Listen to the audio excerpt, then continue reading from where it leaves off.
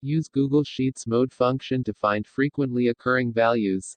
Should you need to find the most commonly occurring value in your spreadsheet, Google Sheets has a function that automatically analyzes your document for you. Here's how to use the mode function to find a value that frequently appears.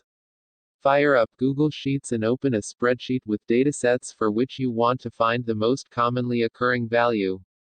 Click on an empty cell and type equals mode, less than value 1 greater than. Into the cell or the formula entry field, replacing less than value 1 greater than and less than value 2 greater than with the values or ranges to consider for calculation. The first value is mandatory, and any additional values are optional. It will look something like this.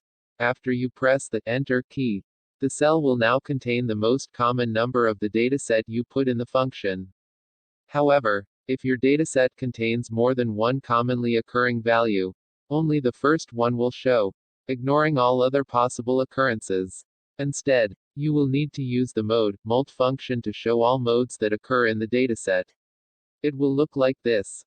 Press the Enter key, and all values that frequently occur in the dataset will appear in the cell with the function and subsequent cells underneath.